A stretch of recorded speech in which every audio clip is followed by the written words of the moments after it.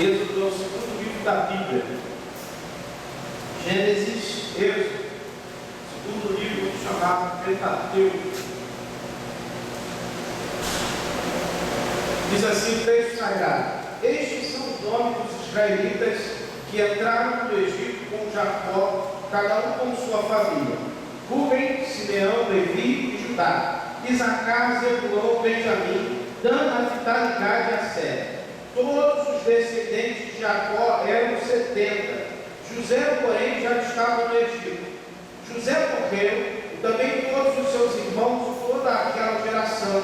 E os israelitas se reproduziram e aumentaram muito, multiplicaram-se, tornaram-se muito fortes e encheram aquela terra. Então o novo rei, que não havia conhecido José, levantou-se sobre o Egito e disse ao seu povo: o povo de Israel é mais numeroso, mais forte do que nós. Vamos agir com astúcia para que não se multiplique e aconteça que, em caso de guerra, una-se aos nossos inimigos, lute contra nós e vá embora desta terra. Por isso colocaram feitores sobre eles, para oprimi-los com trabalhos forçados. Assim, os israelitas construíram para o faraó e cidade armazéns de Pitom e Ramsés. Todavia, quanto mais os egípcios oprimiram o povo de Israel, mais estes se multiplicavam que os egípcios, e os egípcios ficaram com muito medo dos israelitas. Por isso os egípcios escravizaram os israelitas com mais rigor, e assim lhes amarguravam a vida com serviços pesados, com barro e com tijolos, e com todo o tipo de trabalho no campo. Enfim, com todo o serviço que eram forçados a fazer. Amém. Meus irmãos, aqui está o início do livro de Êxodo, recapitulando para os irmãos lembrarem da história. José, um dos filhos de Jacó, ele é levado do Egito, e lá do Egito ele se torna o governador do Egito, o segundo homem, e ali de hierarquia dentro do Egito. Ele só não tem mais autoridade no Egito, porque o próprio faraó José governa o Egito. José então, ele cresce ali, ele se enraiza ali com sua família, ele traz Jacó e os seus irmãos, e eles vêm morar no Egito, e eles então começam a viver no Egito, até que, como diz o texto, todos eles morrem, e os israelitas continuam a sua vida. E com o passar do tempo, o faraó novo, o rei novo se levanta, ele não sabe da história do que José fizeram pelo seu povo, que o povo israelita havia feito para o povo egípcio. O que acontece é que ele fica com medo e ele então resolve escravizar o povo de Deus. E aí então está a tônica do livro. O livro de Êxodo, ele vai trabalhar exatamente essa questão. A questão da migração do povo de Deus, da terra onde ele é escravo, passado até uma terra onde Deus havia prometido que manava leite e mel. Essa é a temática do livro. O livro vai tratar exatamente disso. Moisés vai escrever a história dos feitos de Deus para tirar o povo dele do Egito, da escravidão, para a terra que manda leite e mel. Mas é extremamente válido lembrar que a peregrinação do povo até Canaã não durou exatamente 40 anos. De início, a peregrinação durou 3 meses, até o momento em que eles chegam próximo à cidade, e Deus então manda que Moisés envie 12 espias a olharem a terra. Quando ele manda olhar, os 12 espias olharem a terra, ali havia se passado 3 meses que eles haviam saído do Egito. Quando eles saem do Egito, eles chegam de frente à terra de Canaã, e aí os espias olham a terra com um príncipe de cada tribo, 12 tribos que existem em Israel, 12 clãs, cada um representando a sua própria tribo. Eles chegam diante de Canaã e eles começam a olhar as dificuldades da terra. Eles veem gigantes, os filhos de Anaquim, eles veem aquela cidade extremamente povoada, e eles esquecem de que Deus havia falado que a cidade era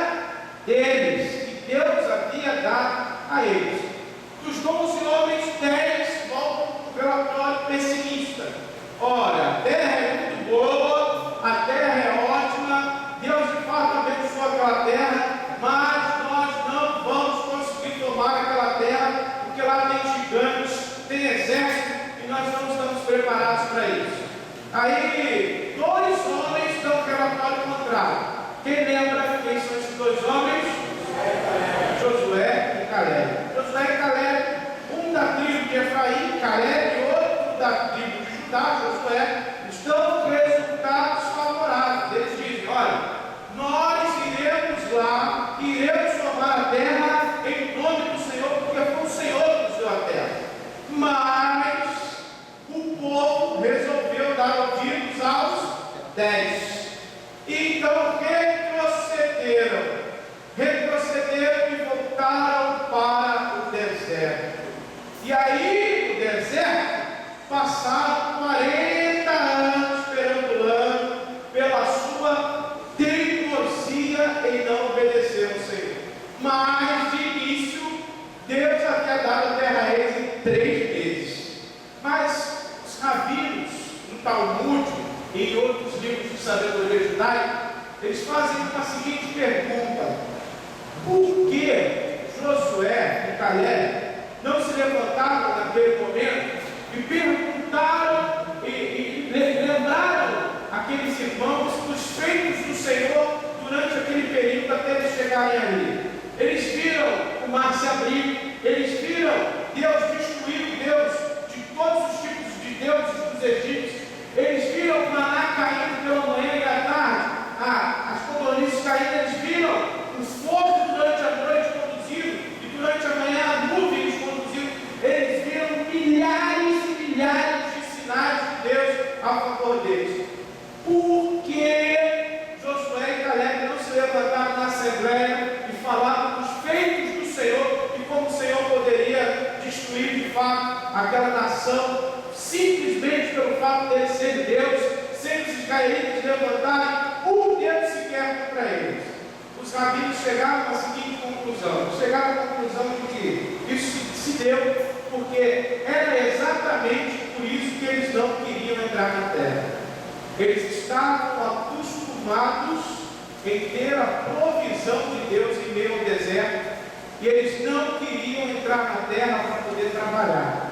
Aqui está muito bom, a gente não precisa fazer nada. Aqui a gente tem comida à vontade, aqui Deus caminha a gente, protege a gente, a nossa roupa não se desgasta, o nosso sapato está bonzinho, Deus guarda a gente. Então para que a gente vai para aquela terra lá para ter trabalho? Lá a gente vai ter que trabalhar, lá a gente vai ter que arar, lá a gente vai ter que cuidar da terra lá. E meus irmãos, por causa dessa teimosia, Israel ficou 40 anos no deserto. Sabe por quê? Porque a palavra de Deus foi: morrerão todos, só entrarão na terra Josué e Caleb. Eles peregrinaram 40 anos no deserto até que todos morressem por causa da teimosia. E é isso aí, a gente pode aplicar muito favorável nas nossas vidas, né?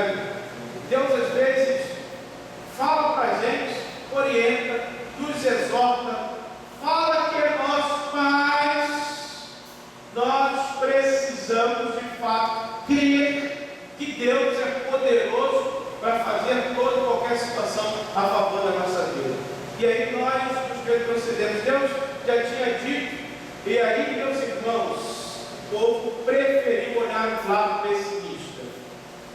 Eu tenho para mim que aquilo foi uma grande armadilha de Satanás na vida do povo. Imagine, irmãos, no deserto você passar 40 anos. Imagine você ver todo mundo morrendo. E aí eu fico imaginando como foi difícil para Moisés, como líder, olhar o povo perecendo e ele não poder fazer nada. Como deve ter sido difícil para Moisés. Meus irmãos, como é difícil às vezes nós darmos uma direção como líder e o povo continuar querendo voltar do deserto, e o povo continuar querendo fazer a sua vontade, e o povo continuar com o coração duro. E aí toda a nossa ação ela tem nossos atos têm uma consequência. Eu quero, a primeira coisa que você incentivar você a pensar nos seus atos, em todas as áreas da sua vida. Pense sempre que os seus atos terão consequências. Um ato que eles tomaram teve consequências seríssimas a toda a sua família. Mas eu queria agora entrar propriamente dito, já explicando o plano geral do fundo, falar alguma coisa sobre o livro em si. O nome do livro é Êxodo, eu já falei por quê? Porque Êxodo é a migração de uma terra a outra. Todos nós queremos ter uma vida melhor. E a gente vê isso hoje de modo muito claro. Dificilmente a gente encontra hoje um lugar mais rural. Por quê? Até o povo que está nos lugares rurais, eles querem migrar para onde? Para as cidades grandes, não é isso? Para poder ganhar o quê? Estou mentindo? Estou errado? Isso cada vez mais é nítido. A gente vê, se você, por exemplo, chegar na cidade de São Paulo, que é uma grande metrópole do mundo, os irmãos vão encontrar muitos nordestinos lá, né? Pessoas que às vezes não têm na sua terra a possibilidade de conquistar algo a mais, pela pobreza, pelas dificuldades que o povo enfrenta por lá. Então eles migram para os centros urbanos para poder ter uma vida o quê? Melhor. Essa é a ideia. Êxodo trata exatamente sobre isso. Deus havia prometido ao seu povo que iria tirar ele daquela escravidão e iria migrar ele para uma terra que mana leite e mel, a Canaã. Mas eu queria lembrar a vocês que essa terra que Deus havia prometido aqui, ela não é propriamente dita essa coisa toda que se mostra. Não sei se vocês lembram lá em Gênesis, quando Abraão vai a Canaã, Abraão passa fome em Canaã, lembram disso? Abraão está em Canaã, e aí Deus manda que Abraão saia de Canaã e vá para o Egito, vá para outra cidade, outro país, porque Canaã está passando um momento difícil. A Canaã, na verdade, é uma representação do que Deus tem para a gente na Nova Jerusalém futura. A Canaã é uma representatividade da terra que Deus um dia irá nos dar, e essa terra de fato é uma terra que mana leite e mel, uma terra que nunca faltará nada. Diz Apocalipse que essa terra excede todo qualquer outro tipo de lugar que a gente podia ter. A terra, algumas pessoas pensam que nós no céu, na Nova Jerusalém, seremos semelhantes àqueles zumbis, já viu? Vamos caminhar igual um zumbi, vamos ter vida. Isso é interação.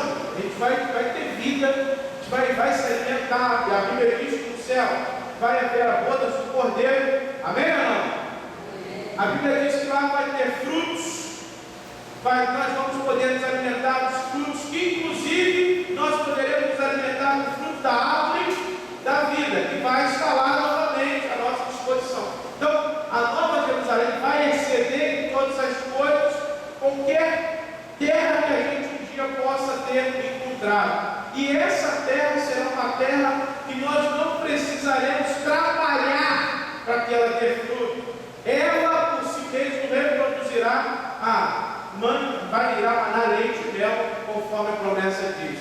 Essa é uma ligação de Canaã com Jerusalém. O livro de Êxodo, ele aponta essas figuras do Novo Testamento, como por exemplo, a Páscoa que é instituída em Êxodo, quando o anjo da morte vai passar por lá e eles pintam os umbrais da porta com o sangue dos animais sacrificados. Isso era um simbolismo do que Jesus iria fazer no futuro, derramando o seu próprio sangue, para que o anjo da morte não pudesse tomar as nossas vidas. E que anjo da morte é esse? Satanás, é o diabo. O diabo é aquele devorador que tem vontade sempre de destruir, roubar, matar e destruir, diz João capítulo 10. Então, essa é a temática. Tem algumas ligações muito profundas entre Êxodo e o Novo Testamento. Moisés como mediador entre o homem e Deus, simbolizando o Novo Testamento. Jesus que irá ser o mediador por excelência entre o homem e Deus, que irá ser o único de fato, sumo sacerdote entre o homem e Deus. Êxodo tem essa tipificação. Isso é chamado na teologia de tipologias, tipos de Cristo do Novo Testamento, do Antigo Testamento. Quando a gente pega o Novo Testamento e olha para o Antigo, a gente vê algumas figurações de Jesus no Velho Testamento, alguns tipos. E a ideia não é que são tipos, figurações, espelhos, semelhantes. Então, o Êxodo tem muito dessas particularidades. Ele é o segundo livro do Pentateuco. O que é o Pentateuco? O Pentateuco é os 5 primeiros livros da Bíblia. Êxodo, vamos lá. Gênesis. Gênesis é um livro que trata do princípio de todas. Êxodo, eu acabei de falar, é um livro que conta a narrativa do povo saindo do Egito até Canaã. Levítico é o livro de cerimoniais de Israel, trata de todas as leis específicas de Israel. Números trata do recenseamento, tudo que é contado de Israel está no livro de, por isso ele tem o nome de, e Deuteronômio é a repetição da lei, é a chamada Deuteronômio, segunda lei, mas não é segunda lei, é a repetição da mesma lei. Por que se repete a lei de novo? Por causa desses irmãos que deram o relatório errado, e aí, por causa do relatório errado que eles deram, o povo passou 40 anos no deserto, e por passar 40 anos no deserto, todos os que conheciam a lei morreram. E aí o povo estava diante de Canaã novamente, e precisava conhecer o quê? E aí Moisés repete toda a lei. Se você pegar o livro de Deuteronômio, ele é similar aos outros livros do Pentateuco, que contém a lei, contém a história da retirada do povo do Egito até Canaã. Por isso, Deuteronômio é a repetição da lei. Ele está nesse chamado Pentateuco. Esse é a chamada Torá dos judeus, o livro da lei. Quando você ouvir um judeu falando Torá, você sabe que a Torá é os 5 primeiros livros. Um judeu, antes dele virar homem, ele tem que decorar de cor toda a Torá. Tem ideia do que é isso? Tem ideia? Se você encontrar um judeu adulto, aquele cara sabe toda a Torá de cor. E aí, eu fico perplexo com isso, que nós não conseguimos nem ler a Bíblia. A gente olha como nós tratamos a palavra de Deus.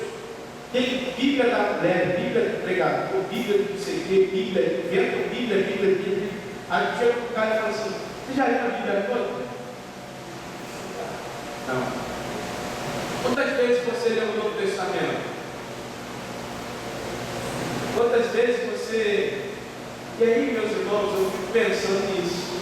As pessoas têm tanto, de outras religiões, têm tanta ênfase naquilo que eles falam.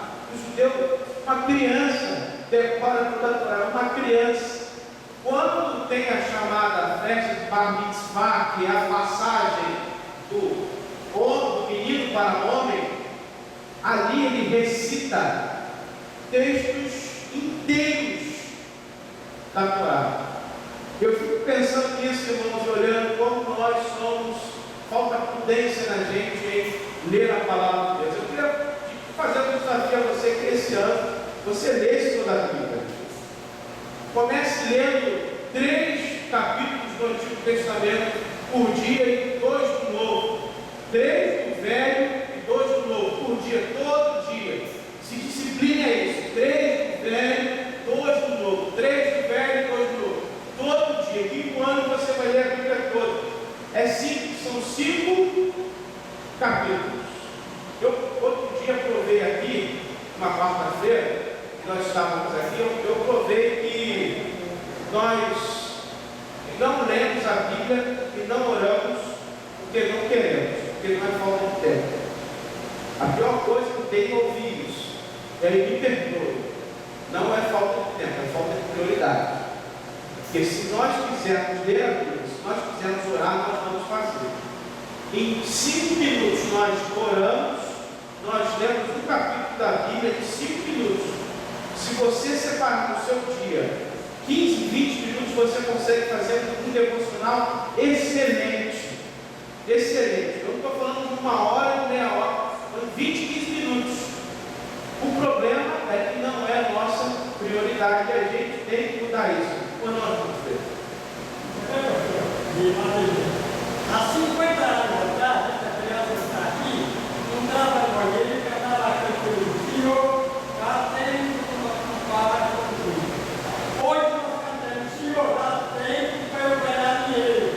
Não tem mais tempo para Jesus. Todo mundo gosta de Jesus, mas não tem tempo para Jesus. Há 50 anos cantava, já tem para eu e meu pai construir. Tá? E eu, em vez de ver tudo criança cantando, aqui ficou na minha memória, eu também disse, orar para ir como para contigo. Não apresentei, eu tenho muito tempo para mostrar com o Senhor e com as coisas do Senhor. E digo ao Senhor, o Senhor dá na tua palavra, usa-no como instrumento, eu digo, dá-nos como uma alma para eu poder falar nesse dia do teu amor, da tua glória, da tua salvação. Hoje está faltando isso. Irmãos, obrigado.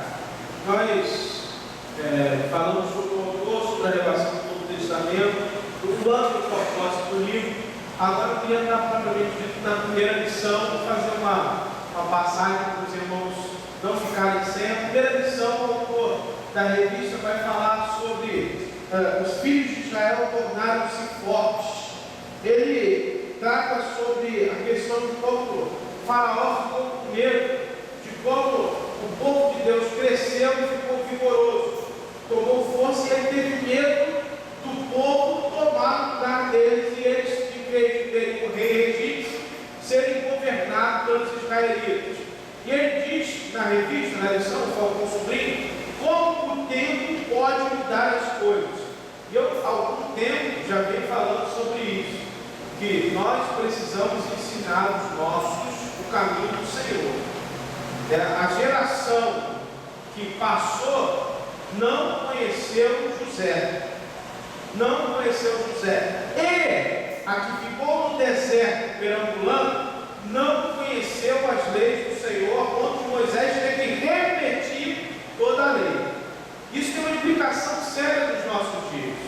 Eu fico olhando e eu percebo que as nossas crianças, nossos adolescentes, nossos jovens têm tido tempo para muitas coisas, mas não têm tido tempo do Senhor.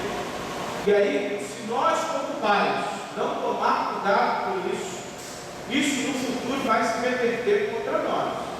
Porque o nosso Deus não vai ser o Deus deles. Se nós não propiciarmos a eles a forma com que eles tenham experiência com o Senhor, de conversão, de vida transformada, se nós não educarmos os nossos filhos no caminho do Senhor, você pode ter certeza que depois não vai adiantar chorar o leite derramado. E aí isso é nítido. Se a gente pode ver esse vídeo, se você olhar para o lado, procurar jovem, adolescente, criança, você vai ver o que eu estou falando.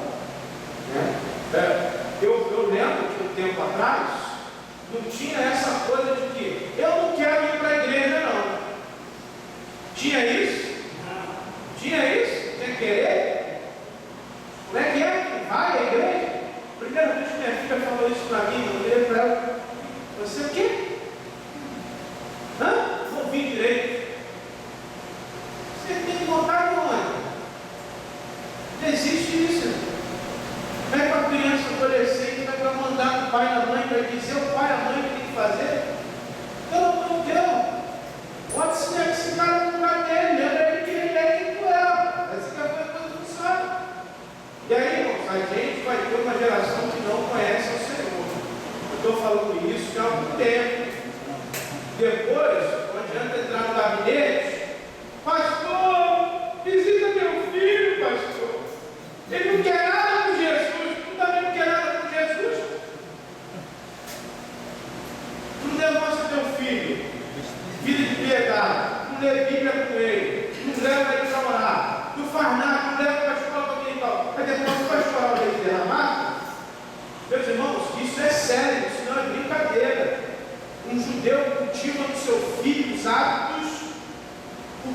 seu filho à lei e faz dele um discípulo do lado dele. A palavra Talmud diz discípulo é exatamente isso, ao lado. Existe um ditado rabínico que a vontade de um discípulo, de um rabino, é que ao final do dia ele esteja sujo com a poeira dos pés de seu mestre. Ou seja, ele está, o mestre andando na frente e ele está logo atrás. Tudo que o mestre faz, ele está atrás. Ele fica sujo da poeira dos pés do seu mestre, por andar com o seu mestre. E se nós não fizermos isso com os nossos filhos, pode ter certeza que depois a gente vai chorar o leite derramado. A gente vê um muçulmano criar o seu filho muito diferente como nós criamos os nossos. E aí, a gente sempre tem aquela coisa do tadinho, estudou tanto durante a semana, tadinho. Ô pastor, dá um desconto, pastor. Meu filho, mas por que ele está cansado, irmão? Ele estudou tanto durante a semana, no sábado eu deixei de jogar videogame até a madrugada.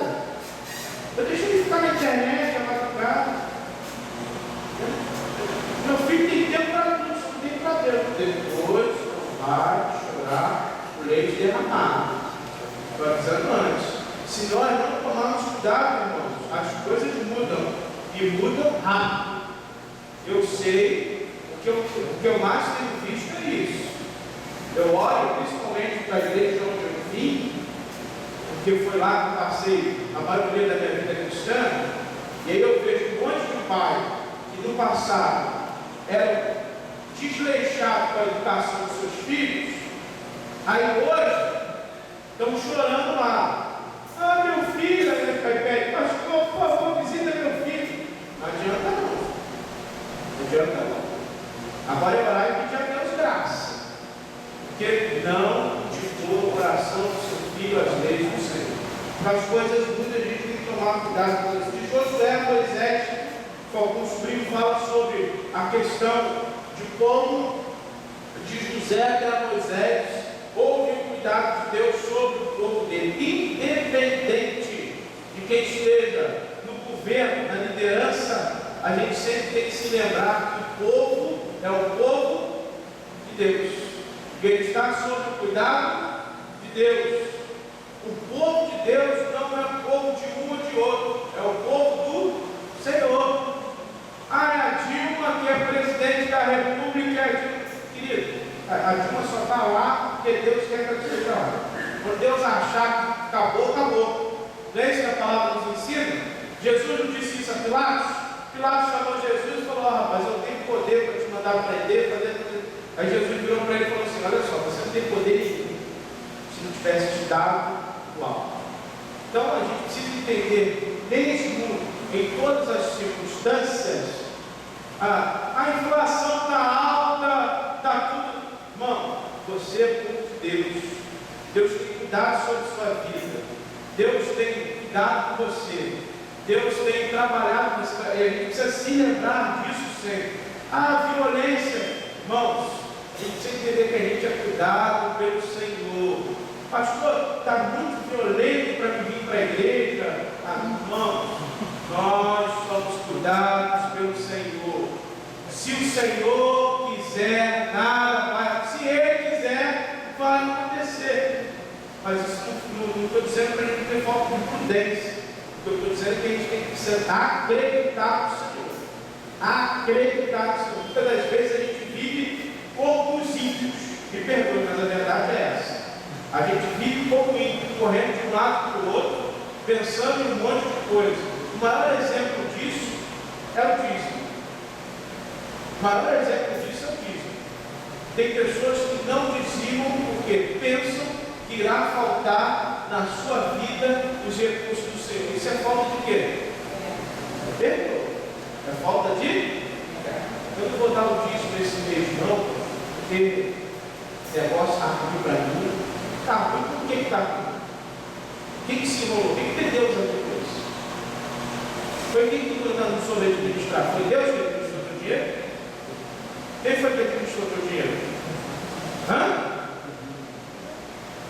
Fala sério. Todo respeito. Se a gente não acreditar nisso, A Bíblia diz, está escrito, não sou eu que estou falando não. Trazei todos os dízimos à casa e fazei prova, diz o Senhor, senão abrirei a janela do céu. Irmãos, chama uma pessoa que é dizimista fiel ao Senhor, não é com barganha, troca de dinheiro, não, isso não existe. Isso é coisa de igreja não pentecostal, desses caras malucos aí de prosperidade.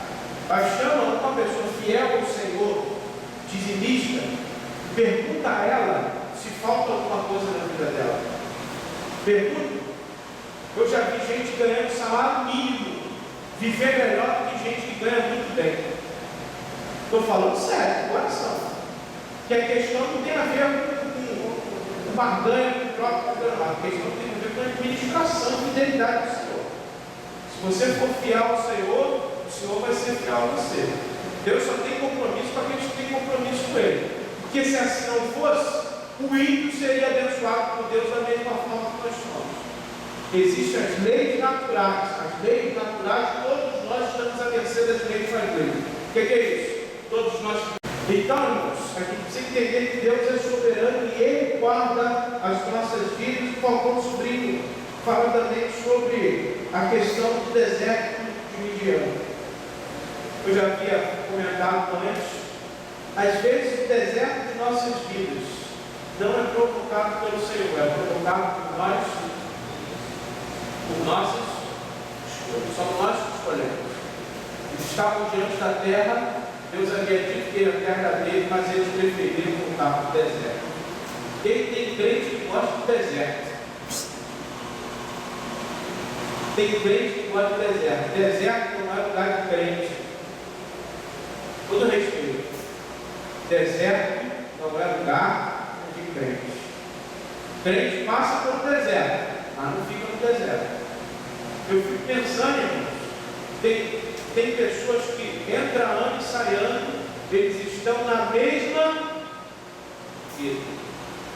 É igual aqueles camaradas que você passa no bar, de tempos em tempos você vai ver os mesmos caras ali que bebendo.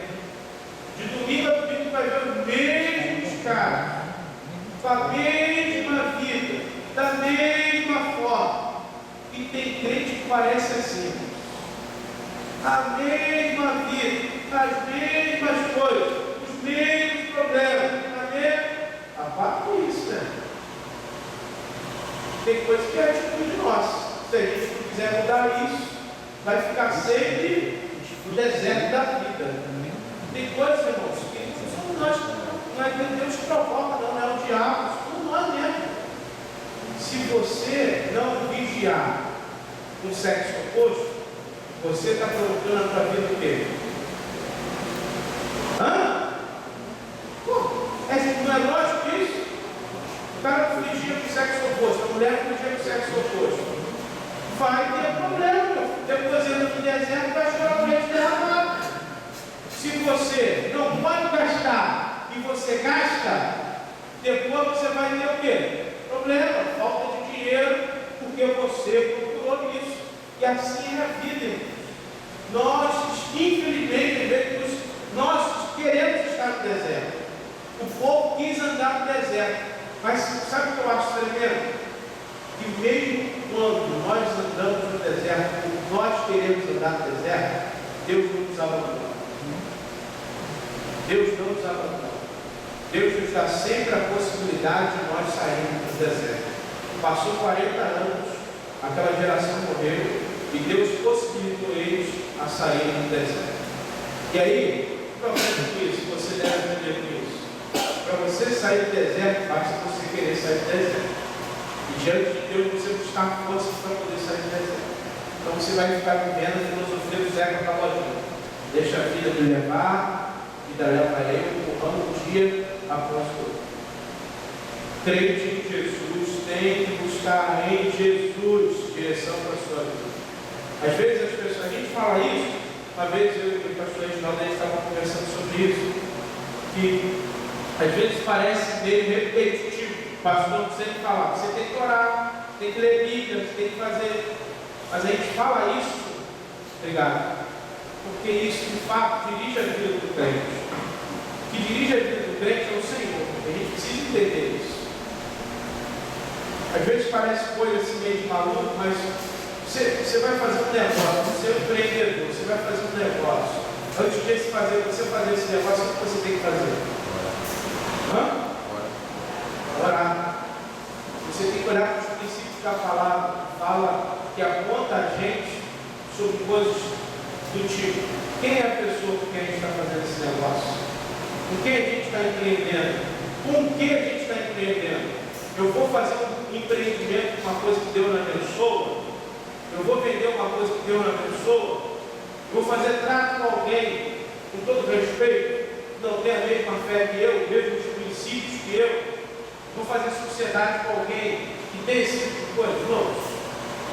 Certo? A gente precisa entender isso. Né? Precisa ter direção do Senhor. Eu vou comprar uma casa, tem 3, 4 casas, vou orar ao Senhor. E isso que Deus fala, Deus dirige, Deus orienta. Basta a gente buscar Ele, amém? Você crê isso ou não crê isso? Eu creio nisso. Então a gente precisa entender isso. Você imagina se tudo na vida a gente fizer de qualquer jeito, sem orar, sem pedir direção de Deus, sem encontrar na palavra os princípios. Um menino esse dia me ligou, falou que quer conversar comigo sobre que ele está querendo casar e ele não sabe se a namorada é de fato a mulher que Deus tem para a vida dele. Eu falei: tá bom, vem conversar comigo. Mas de cara eu falei: olha só, deixa eu te antecipar uma coisa. Deus não escolhe uma pessoa para outra. Isso é coisa do espiritismo, perdoa. Alma gêmea, cara metade, isso aí é balela.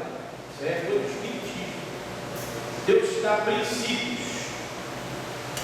Princípios, quando você escolher uma pessoa, você tem que olhar se aquelas pessoas têm esses princípios. Que princípio? Primeiro, logo de cara, é crente.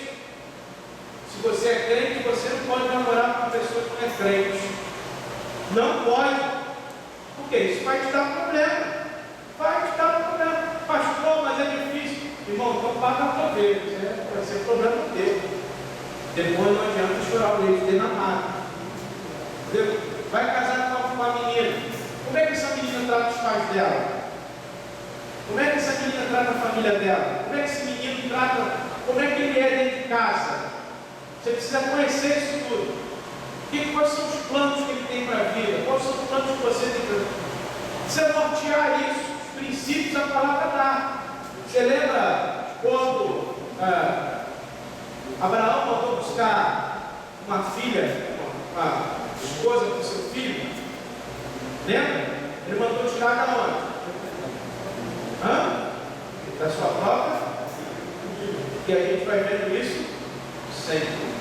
Israel pagou um preço muito caro, porque muitas das vezes pegou filha de outros povos para casar com seus filhos. Há pouco tempo eu preguei sobre Sansão, e os irmãos viram o problema que teve na vida de Sansão, porque Sansão procurou entre os filisteus uma mulher para si. Irmãos, isso são princípios, e a nossa vida deve ser guiada pelo Senhor. Êxodo é um manifesto claro de que Deus cuida do seu povo. A gente precisa acreditar nisso. Bem, espero poder ter ajudado vocês. Foi só uma pincelada geral do livro. Pega a primeira lição. Semana que vem a gente vai ter classe normal. Eu queria agora conversar com os irmãos sobre